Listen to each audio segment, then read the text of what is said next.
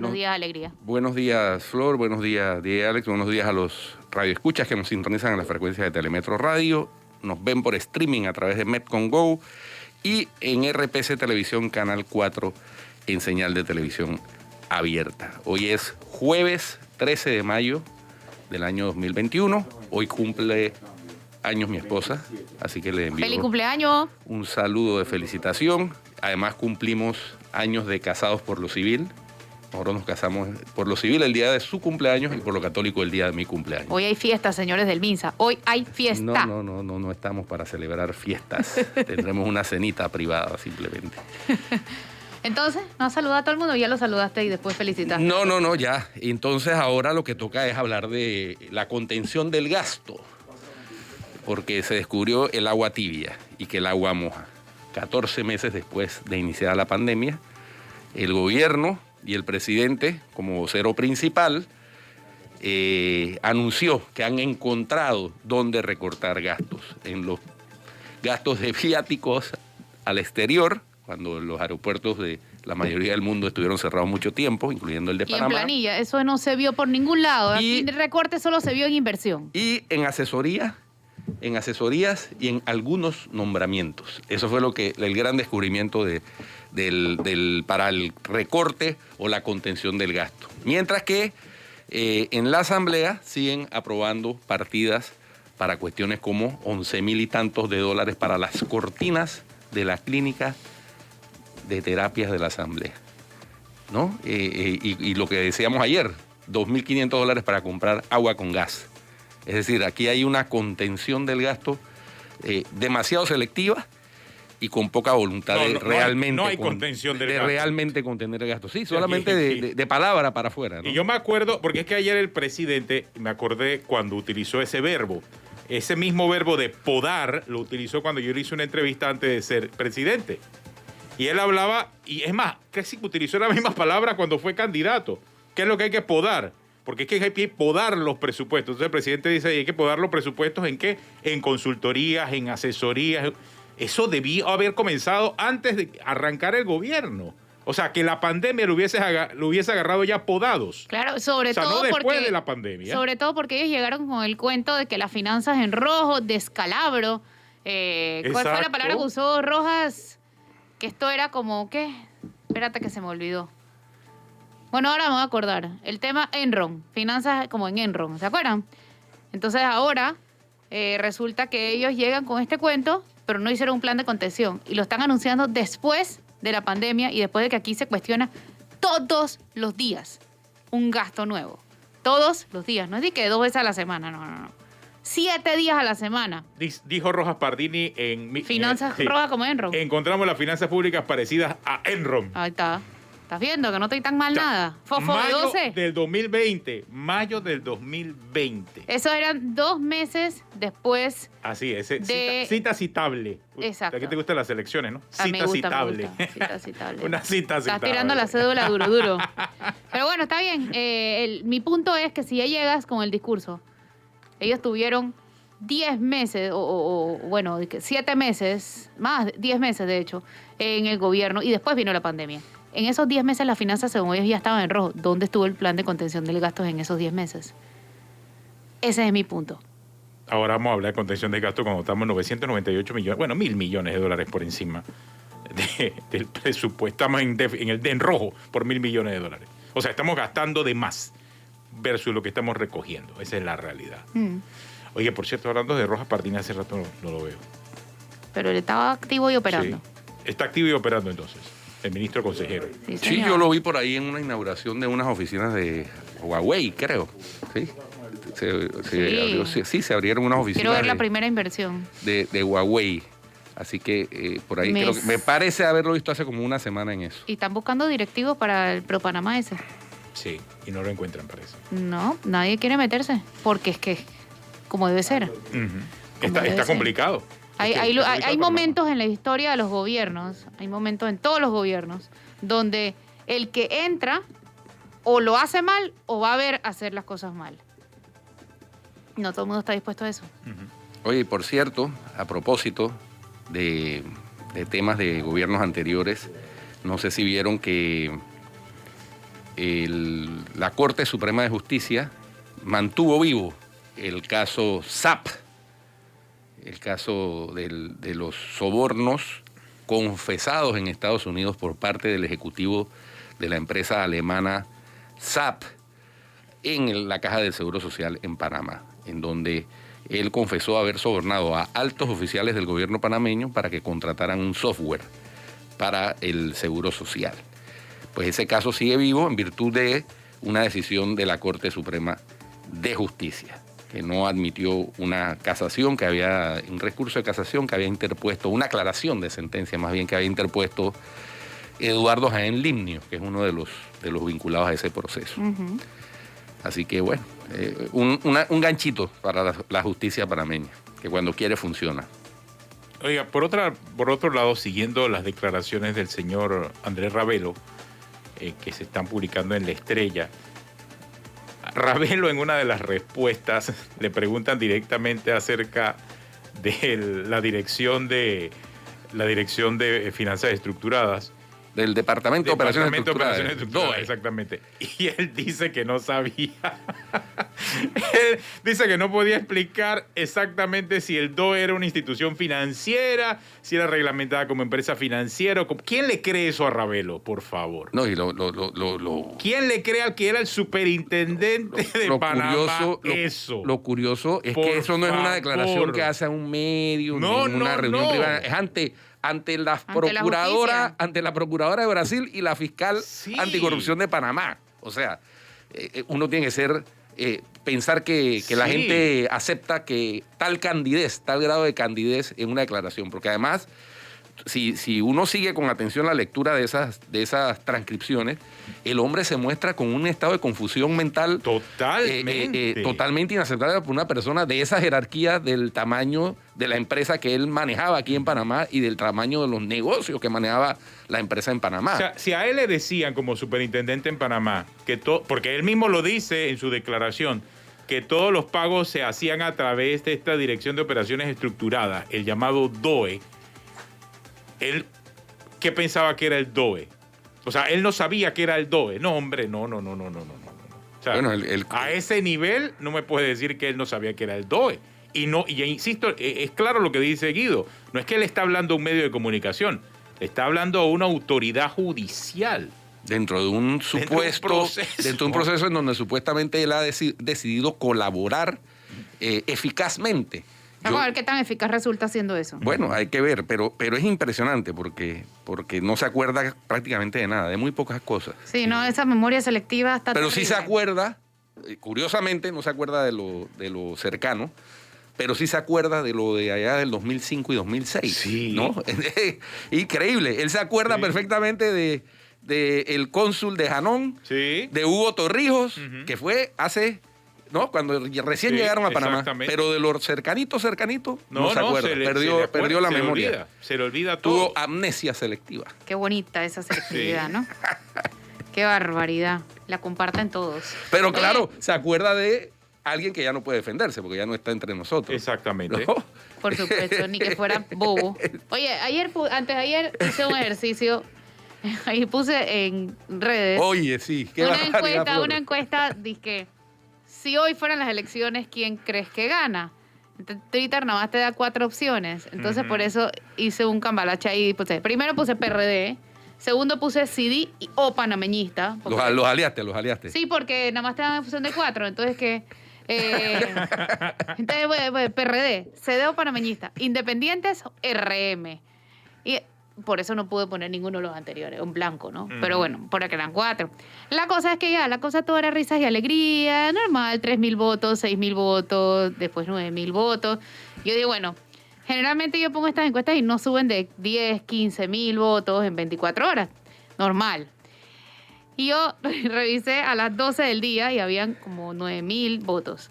Y después revisé a las 6 de la tarde, ya cuando se había cerrado la cosa, y habían puesto... Solo entre las 12:30 y las 5:30 habían sumado 38.000 votos en 5 horas. Se activaron. Se activó el call center. ¿De quién? ¿De quién será? ¿Quién ganó? Mira. ¿Quién ganó? Mira, todo el tiempo hasta las 12 del día iba 55% los independientes, 27% Martinelli.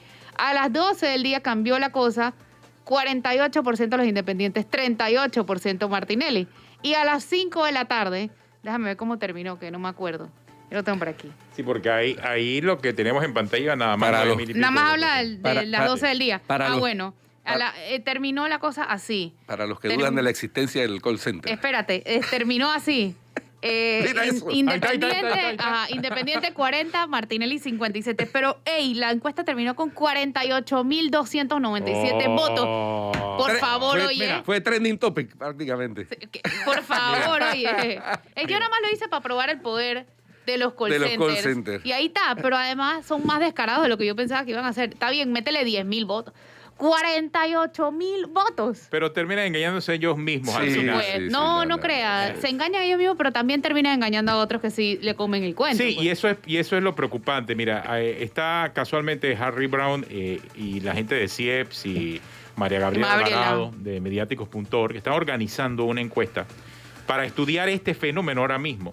Para estudiar el fenómeno de los influencers, para estudiar el fenómeno de las noticias falsas, para estudiar el fenómeno de los fake news y la manera en que distorsionan nuestra realidad muchas veces, porque uno ve la encuesta y dice Flor Misrachi, mira, RM ganando, ese es, sí, pero es que la mayoría de esos votos son de un data center contratado específicamente para actuar de esa manera. Yo quisiera tratan de influenciar. Y se puso bravo Martinelli. Yo quisiera saber si en algún momento porque se puso bravo. Se pudiera controlar esas encuestas para que, por ejemplo, se usaran el código ese CAPTCHA para evitar que robots participen. Estoy seguro yo creo que le encontraría la vuelta. Mucha gente. Pero se le daría la vuelta. No, o sea, tú puedes hacerlo, en Twitter puedes hacerlo con esa posibilidad, pero lógicamente no desde el mismo servidor de Twitter. Tienes que ir a una aplicación extra y entonces agregarle otras variables y otros parámetros para hacerla de esa forma. Son encuestas rápidas y realmente pues son los políticos que pueden invertir en ese data center. El que tiene plata invierte en ese data center para poder generar 48.000 votos. ¿Te acuerdas de una cuña que había en el gobierno de Martinelli que panameño, ahí está tu plata? Aplica todavía. Vamos a cambio. Totalmente.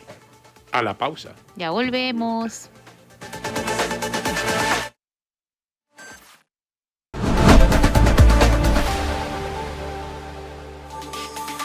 Buenos, ya estamos de regreso.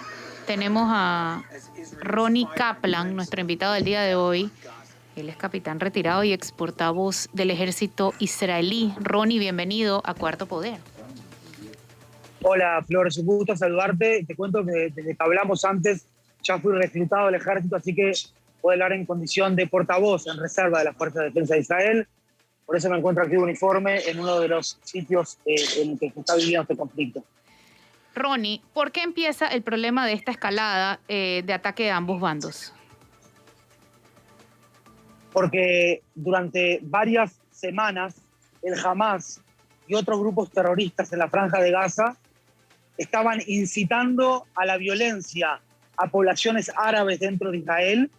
Israel hace todo lo posible para intentar de disminuir y disminuir dicha violencia, toma distintas acciones y básicamente esa conducta israelí es respondida con más violencia, con más terror, hasta que el día lunes pasado, estamos a jueves hoy, ¿no? Ya no sé ni qué día estamos. Sí. El día lunes pasado, a las 6 de la tarde, hora Israel, en el momento en que cientos de miles de israelíes estaban festejando el Día de Jerusalén en las calles, el Hamas lanza 6 cohetes hacia Jerusalén, hacia la capital de Israel, hacia el corazón de la capital de Israel, lo que determina que cientos de miles de personas tengan que ir a buscar refugio. El Hamas necesita de esta operación para intentar demostrarse como quien tiene el mayor poder dentro de lo que es los distintos grupos de la arena palestina, y en ese sentido Israel es el chivo expiatorio. Ronnie, esos 6 cohetes ¿fueron el inicio o antes hubo una escaramuza ahí que tiene que ver con una batalla legal, una posposición de una decisión por parte de un juez, de una decisión que definía el desalojo de unas familias palestinas que llevan una larga lucha y batalla, tanto ellos por quedarse como Israel por sacarlos de una tierra de un área de Jerusalén antigua.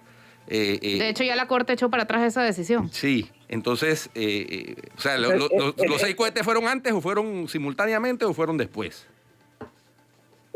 Antes de que comience esta operación, la Corte Suprema de Justicia israelí, que es un poco más difícil hablar hoy día como portavoz militar, pero les cuento que la Corte Suprema de Israel es un ente completamente independiente de los otros poderes del Estado, echó para atrás la decisión, o en realidad la congeló la decisión, y esto tiene que ver con una incitación, como si Israel no estaría dando libertad de culto y libertad de religión en Jerusalén, y no tiene esto nada que ver con la libertad de culto y libertad de religión, sino fueron propiamente actividades de terror. Desde el año 1967, Israel ha hecho todo lo que está dentro de sus posibilidades. Seguramente algunos de ustedes han estado en Israel también y de su audiencia, para dar libertad de culto en todos los sitios de la ciudad santa de Jerusalén, que no es solamente santa para 13 millones, con M, de judíos, sino también para 1.800 millones de musulmanes y 2.600 millones de cristianos.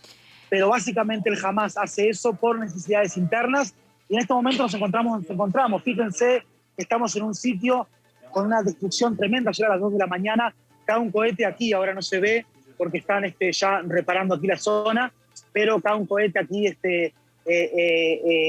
uno de los 1.600 cohetes que lanzó el Hamas en las últimas, ¿cuántas ya vamos? Casi 70 horas, y esta es la destrucción. Fíjese cómo queda la cochera de este lugar donde estamos viendo. ¿Dónde estás, Ronnie?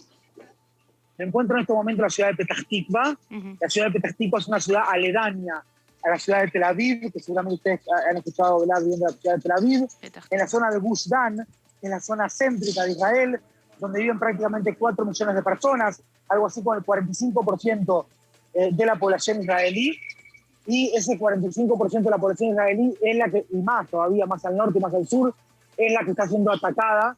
Como pueden ver, una zona residencial, 100% civil, y si tienen el tiempo también los puedo llevar arriba al propio edificio o al propio departamento, cómo quedó el departamento después de este ataque. Cada uno de los 1.600 ataques con cohetes por parte del Hamas debe ser visto como un intento de asesinar a civiles israelíes.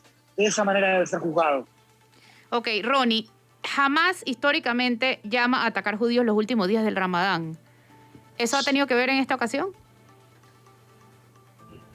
Sí, no cabe la menor duda que tiene esto un trasfondo histórico, que en este momento coyuntural es menos de repente central, pero es un trasfondo histórico que tiene prácticamente 100 años, diría yo, de un intento del mundo, de algunas facciones extremistas en el mundo islamista, de decir como si Israel quisiese hacer algo malo en el Monte del Templo.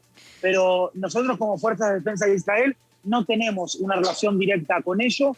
Nosotros básicamente fuimos llamados por los tomadores de decisiones políticas aquí en Israel, un país democrático, para de alguna manera contrarrestar este bombardeo y el comienzo por parte del Hamas, la Ciudad Islámica Palestina y otros ejércitos terroristas en la Franja de Gaza, para contrarrestar dicho Ahora, bombardeo. Ronnie, disculpa, la BBC cita como el origen del conflicto un férreo control policial sobre los palestinos durante el Ramadán. ¿Hubo alguna operación policial distinta este año a la de los otros años para estas fiestas?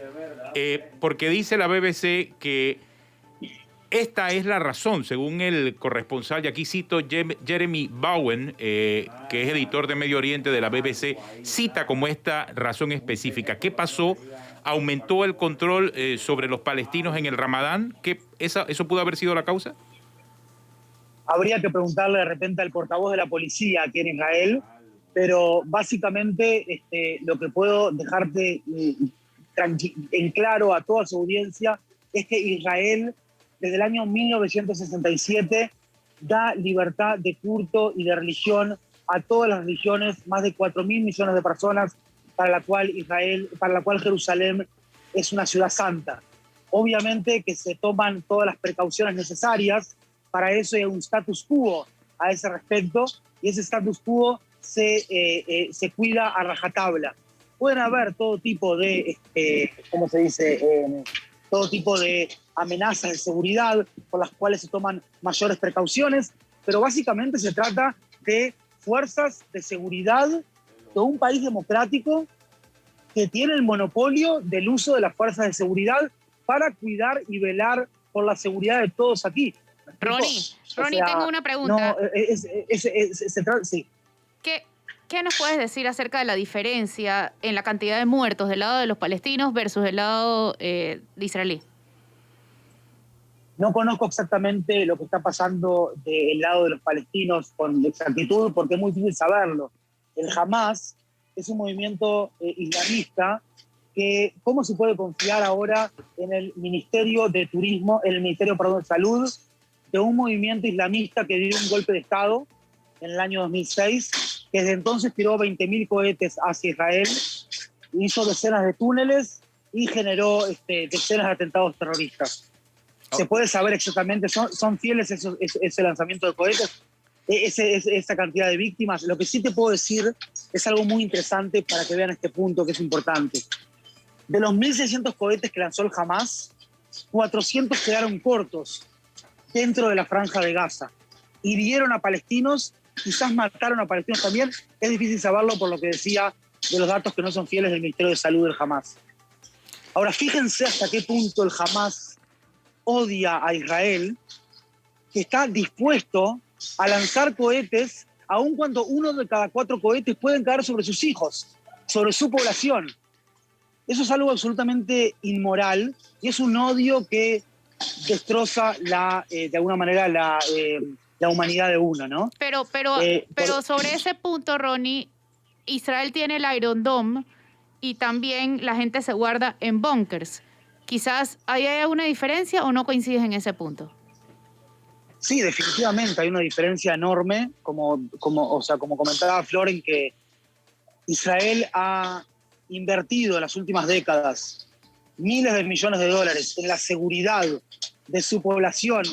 No es que Israel quiso hacer el Iron Dome, me explico, Israel tuvo que hacer el Iron Dome como una necesidad ante los bombardeos de distintos grupos terroristas o considerados como terroristas por parte de la comunidad internacional aquí, ¿verdad? Entonces sí, claro, hay una enorme inversión en defensa aquí en Israel y como digo, el Hamas en la franja de Gaza, que son ellos los que comienzan este conflicto, lanzan cohetes aun cuando a veces 1 de cada 4 caen dentro de la franja de Gaza. Entonces, básicamente sí hay una diferencia, pero mientras Israel está utilizando su armamento para defender a su población civil, llámese búnkers, llámesele cúpula de hierro, el Hamas y los grupos terroristas en la franja de Gaza están utilizando su población civil para defender a su armamento. El día de ayer, por ejemplo, habían allí 10 operativos militares del Hamas dentro de una escuela. ¿Cómo se explica que los operativos militares estén dentro de una escuela? Que la mayoría de lanzaderos de cohetes y misiles estén dentro de hospitales, de escuelas, de todo tipo de facilidades civiles. Si en realidad Israel se retira unilateralmente de Gaza en el año 2005, y qué mejor que tener paz y que vivir en paz en esta zona, como bien lo está haciendo Israel con parte de los países árabes de la zona, ¿verdad? No nos olvidemos, Flor, Guido y quienes están allí en el estudio, no nos olvidemos que en la Carta Magna del Hamas dice que Israel existe y continuará existiendo hasta que el Islam lo elimine, así como ha eliminado a muchos otros.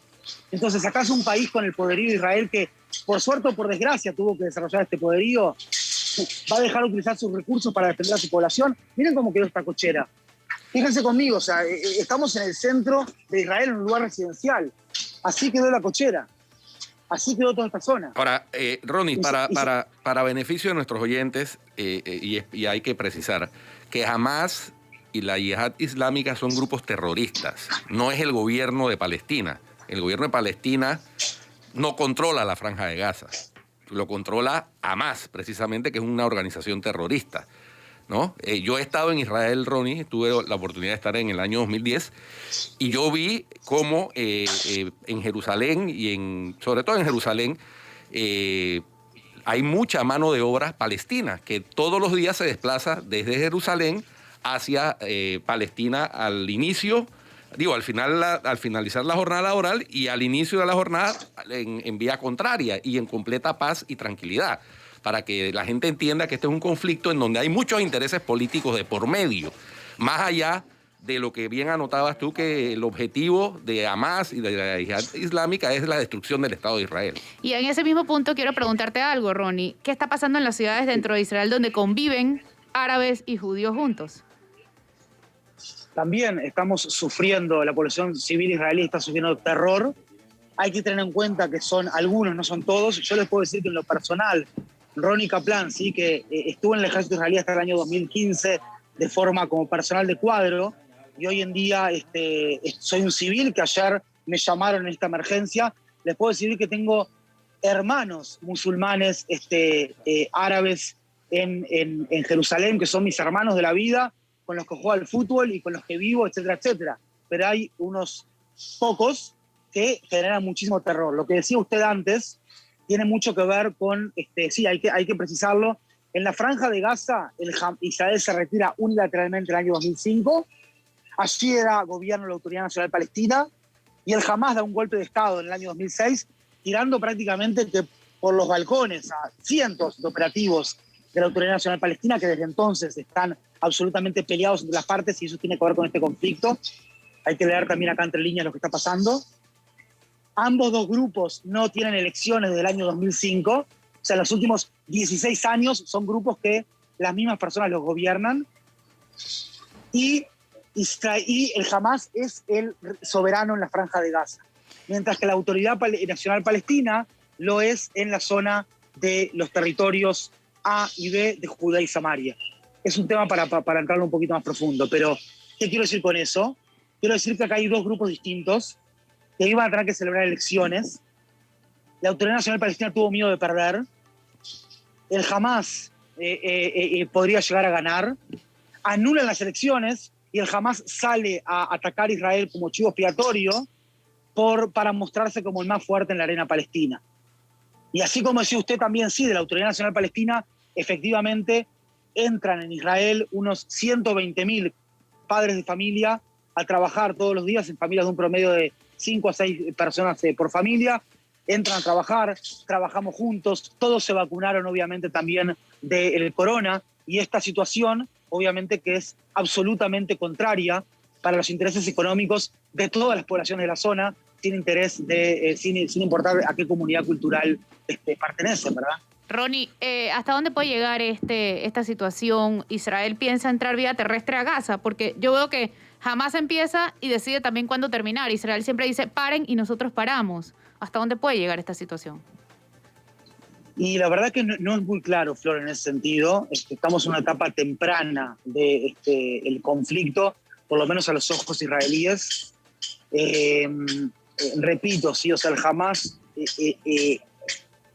ataca con cohetes el corazón de la capital israelí en uno de los días más importantes del año, cuando cientos de miles de personas están en las calles festejando. Y por otro lado, y entonces ese es el contexto, ¿verdad? Así que Israel en este momento está preparando, o las fuerzas de defensa de Israel están preparando todas las distintas opciones, están sobre la mesa. En español se dice la división 162, que está allí en el límite con Gaza, se está desplegando mismo en el límite con Gaza. Tiene esta división 2 unidades de infantería, 1 unidad de blindados, y estamos haciendo todo tipo de planes de contingencia para elevarlos a los tomadores de decisiones, que son ellos los que los van a sopesar y son ellos los que van a decidir. No parece haber una inminente entrada por tierra de Israel a la Franja de Gaza, pero no deja de ser una opción dentro de unos días. ¿Cómo afecta esta situación las elecciones en Israel? Ustedes ya llevan 4 elecciones y no han podido decidir primer ministro. Los 2 más fuertes son Benjamín Netanyahu, primer ministro, y Benny Gantz, que es el ministro de Defensa, y ahora están trabajando de la mano en esta ecuación. Sí, Flor, la verdad que nosotros como uniformados, la política no es nuestro business, ¿verdad? O sea, nosotros somos personas operativas. Pero sí que efectivamente, como tú decías, hubo acá 4 elecciones en los últimos 2 años, no tiene absolutamente nada que ver con el conflicto que estamos viviendo, que lo comienza el Hamas en un timing que le convenía comenzarlo, absolutamente nada que ver con lo que estamos viviendo en este momento. Ahora, Ronnie, hay una realidad, que es que siempre en estos conflictos en el Medio Oriente, de alguna manera las potencias terminan interviniendo, ya sea para llamar al sosiego, o para avivar la llama del conflicto. Porque evidentemente Hamás no tiene el músculo para mantener una ofensiva contra Israel por mucho tiempo, salvo que algún país le esté suministrando estos misiles y este armamento. Y entonces ahí entra la geopolítica a hacer su juego. El canciller ruso ayer intentó comunicarse con el primer ministro Benjamín Netanyahu, y entiendo que también el subsecretario de Estado ha hecho lo propio, el subsecretario de Estado de Estados Unidos, de manera que ahí están las potencias ya tomando parte en el conflicto de alguna manera, ojalá diplomática, pero evidentemente el gobierno de Israel y la Fuerza de Defensa de Israel tienen un músculo bastante más resistente, por así decirlo, que las fuerzas irregulares de Hamás y de la Yihad Islámica. De manera que ese no es un conflicto que se pueda prolongar mucho en el tiempo, si de fuerza militar se trata. Primero que nada, es importante precisar en ese sentido, no sé si estoy hablando con Guido, sí, por su nombre. Sí, correcto. Guido, primero que nada es importante tener en cuenta que no estamos hablando solamente de grupos paramilitares, de fuerzas irregulares, como uno puede imaginarse en América Latina. Estamos hablando de ejércitos terroristas. Un ejército que tiene el poderío de un ejército, con cohetes, con misiles teledirigidos, con fuerzas, con decenas de miles de operativos, y terroristas en el sentido de que quieren quieren matar, o sea, no reparan en asesinar a civiles israelíes.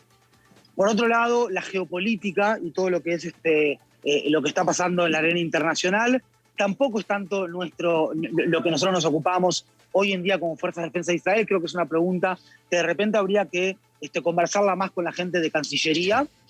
No tengo la potestad de responder vestido uno de uniforme.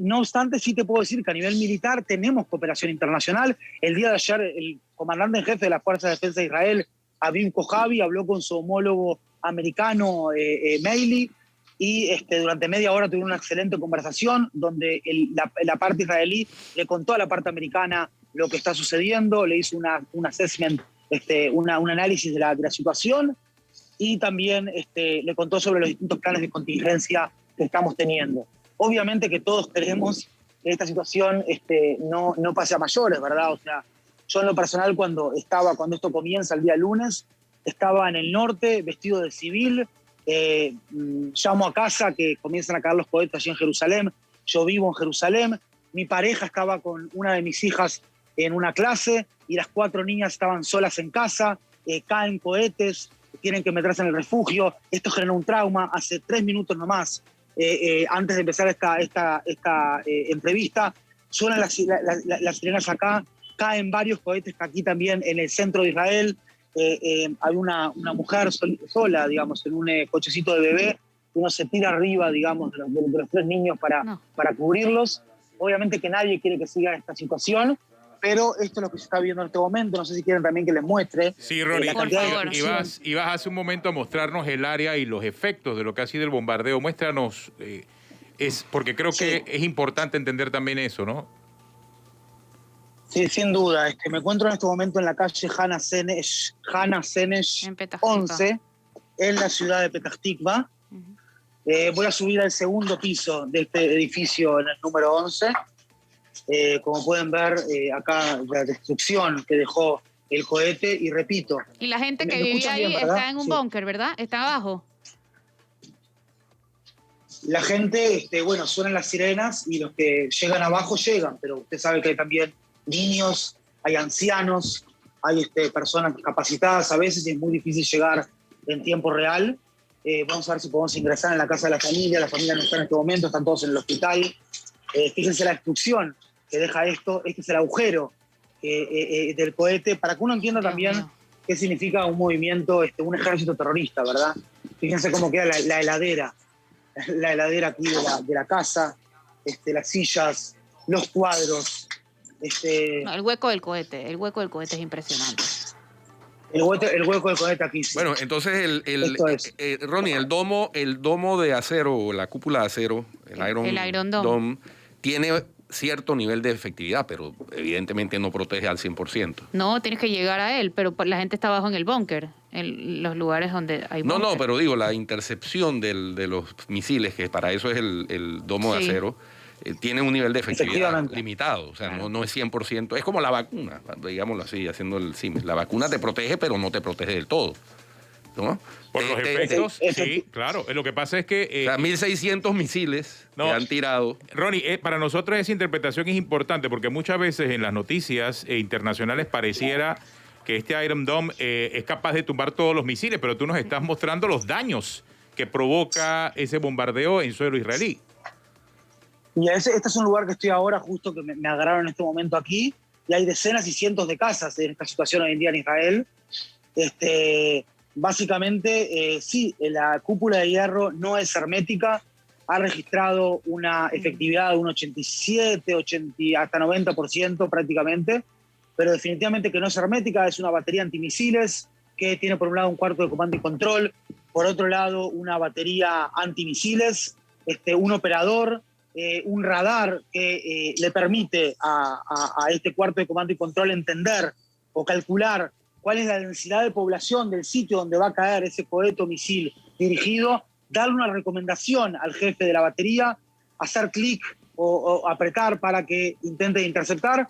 A veces lo logra, a veces no lo logra. Lo que está intentando hacer el Hamas obviamente es lanzar cientos de cohetes al mismo tiempo para que la batería como que no logre tener suficiente capacidad de respuesta. Así que estamos aquí, yo estoy a total disposición de ustedes, ¿sí? Constantemente. Sé que... sí. Ronnie, sé que ahora que estás ya en calidad de vocero y no de ex vocero tienes ciertas limitaciones, pero a mí se me antoja pensar que Irán tiene una participación directa en suministrarle armamento a Hamas, porque es que ¿de dónde van a sacar ellos para disparar 1.600 misiles de la manera en que lo han hecho en tan corto tiempo? No necesariamente en la fabricación, pero sí definitivamente en el know-how. En el know-how, en la capacidad de hacerlo, tiene que ver con la principal lección aprendida de aquella guerra Irán-Irak de los años 80, en la cual los iraníes comprenden que tienen que desarrollar una industria misilística propia, y esos misiles iraníes o esta tecnología iraní nos la encontramos ya a principios de los años 2000, tanto en Siria como en el sur del Líbano, como en la Franja de Gaza. ¿Por qué el silencio de los organismos internacionales respecto a esta situación? Es una buena pregunta para ellos. Sí. Adelante. No es claro, digo, realmente no es claro. Un segundito que quiero hacer una pregunta. ¿Claro? No, en 10 minutos. Ok, tengo con su permiso, tengo un minutito más, que hay muchos medios internacionales también aquí. No, tranquilo, Ronnie, vaya, tranquilo. Gracias por tu tiempo, realmente, Ronnie. Gracias. Gracias. No, estoy a total disposición. Perdón que les digo así. No. Una última pregunta. No, habían dicho 8:55, por eso te dije que te faltaban 10 minutos. Pero tranquilo. Okay. Adelante. Estoy a total disposición, sí, perdón, es que estamos realmente en una situación de guerra. Y ojalá que nos ayuden también ustedes, los medios de prensa, a que los organismos internacionales también se expresen de una forma más balanceada. Muchas gracias y quedo a disposición. Hasta luego. Gracias, Ronnie. Muchas gracias, Ronnie. Gracias. Suerte. Sí, cuando él estaba hablando acerca de balance, yo siempre siento que en este tipo de conflictos el balance solamente se ve lo que está pasando en Gaza.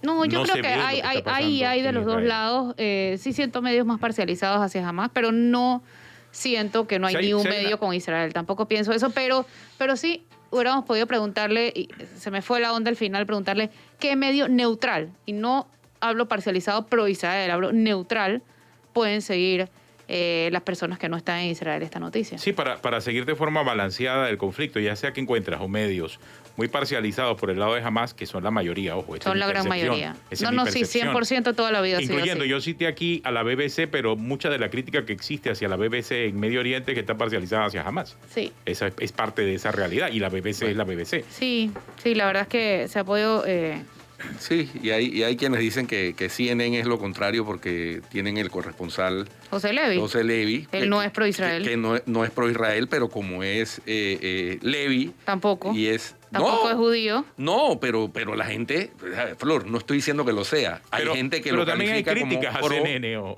También hay críticas a CNN. Sí, por supuesto. Sí, ahora, pero lo que sí hemos visto es mucha más proactividad de parte del Estado de Israel en la comunicación de lo que está pasando. Han sido mucho más proactivos. Que haya gente como Ronnie que dé la cara y explique las cosas tan claramente. Ronnie estaba en medio de la zona del conflicto, o sea... Sí, a mí me ha sorprendido esta comunicación con él porque él estaba dentro de la zona del conflicto narrando lo que se está viviendo allí. O sea que sí hay una gran apertura y una proactividad de parte del Estado de Israel en comunicar lo que está pasando, o sea, su lado de la historia.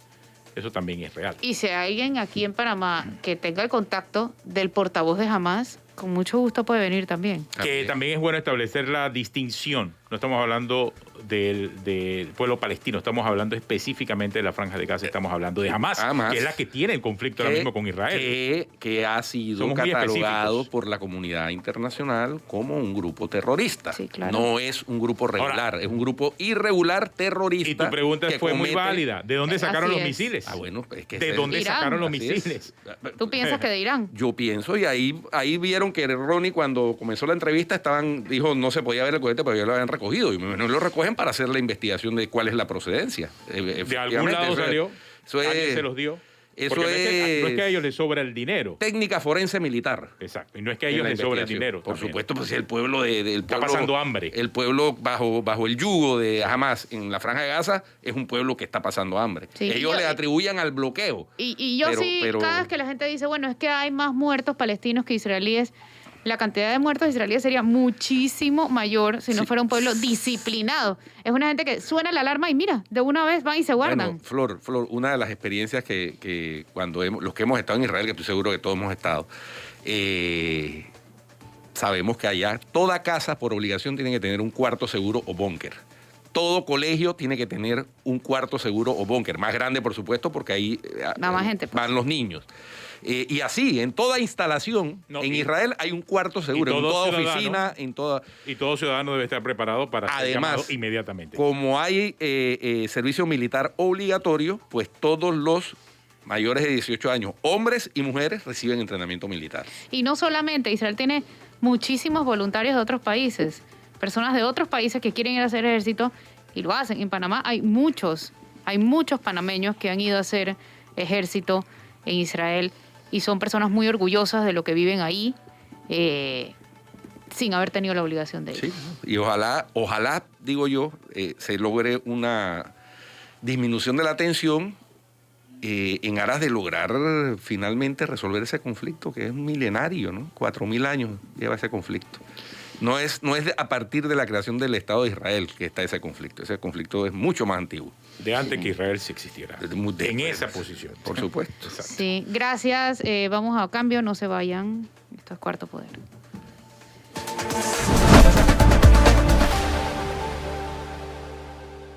Hola.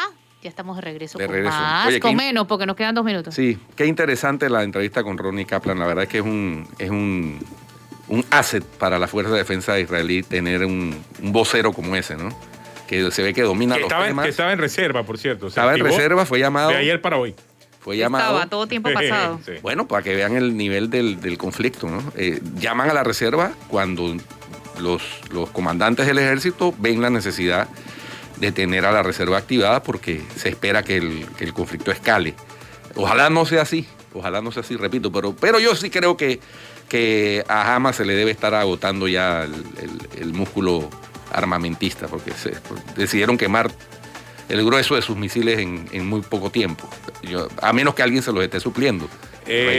Por la magnitud del ataque, pudiese ser que alguien se los esté suministrando. O sea, ¿quién quiere desestabilizar el área? Bueno, hay un montón. Bueno, y fíjate, afortunadamente Israel, a propósito de lo que comentábamos ayer, logró establecer relaciones diplomáticas con varios países árabes del área, que ahora, para introducirse o meterse en este conflicto, lo van a pensar 2 veces antes a pesar de ser países árabes. Eso es parte de la habilidad de la Cancillería israelí e impulsado, hay que decirlo, por el expresidente Donald Trump.